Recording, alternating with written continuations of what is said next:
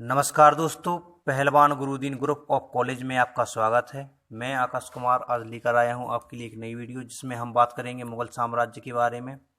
मुग़ल साम्राज्य जो है भारत में दो कालों से जो है विभाजित किया गया है। नंबर 1 1526 से लेके 1707 ईस्वी में।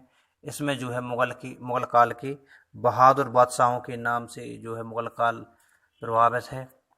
जो पानीपत के प्रथम युद्ध 1526 बाबर से लेकर 1707 औरंगजेब की मृत्यु तक विस्तार पूर्वक वर्णन करता है, तथा 1707 ईस्वी में बहादुर शाह प्रथम से लेकर बहादुर शाह जफर या बहादुर शाह द्वितीय तक 1857 तक उत्तर मुग़ल काल को विस्तार पूर्वक वर्णन किया गया है। बात करते हैं मुग़ल साम्राज्य की। मुग़ल साम्राज्य क्या था?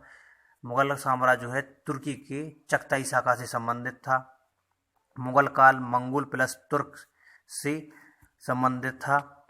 मुग़ल काल का संस्थापक बाबर को माना जाता है, जिसका नाम जहरुद्दीन मोहम्मद बाबर था। बाबर के पिता का नाम उमर शेख मिर्जा, जो तैमूर वंश के शासक थे, तथा माता तुगलक निगार खान, जो मंगोल वंश से रिलेटेड थी, संबंधित थी।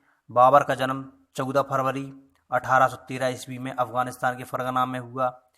1444 ईस्वी में पिता की मृत्यु के बाद मात्र 12 वर्ष की आयु में ही फरगना का शासक बनना पड़ा। बाबर का प्रारंभिक जीवन बहुत ही संघर्षपूर्ण रहा।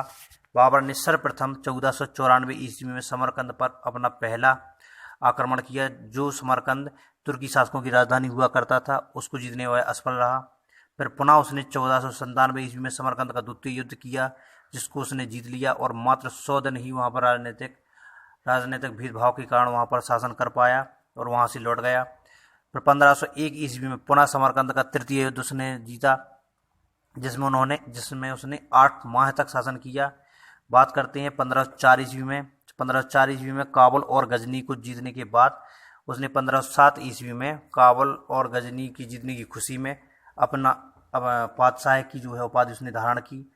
मुग़ल काल में जितने भी शासक हुए थे पहले, वो जो है मिर्जा की उपाधि धारण किया करते थे, लेकिन जो है बाबर मात्र एक ऐसा शासक था जिसने काबुल और गजनी को जीतने के बाद बादशाह की उपाधि धारण की। 1511 ईस्वी में उसने एक बार पुनः समरकंद पर चौथा आक्रमण किया, जिस पर उसने अधिकार स्थापित कर लिया, और वहां पर राजनीतिक और आर्थिक स्थिति बहुत ही खराब होने के कारण उसे वहां से जाना पड़ा और 1512 ईस्वी में उसे वह खो बैठा। बार बार असफलता का मुंह देखने के बाद उसने जो है एक निर्णायक निर्णय लिया, जिसने उसमें मध्य एशिया और समरकंद को छोड़ने का फैसला लिया और भारत की ओर आने का निर्णय लिया। बात करते हैं बाबर का भारत आगमन पर। तो उसने सर्वप्रथम जो है भारत में आक्रमण करने से पहले भारत की आर्थिक, राजनीतिक तथा सामाजिक स्थितियों को जानने की चेष्टा की कि वहाँ पर जो है भारत में किस प्रकार से शासन किया जाए, किस प्रकार से वहाँ पर शासक कार्य करते हैं।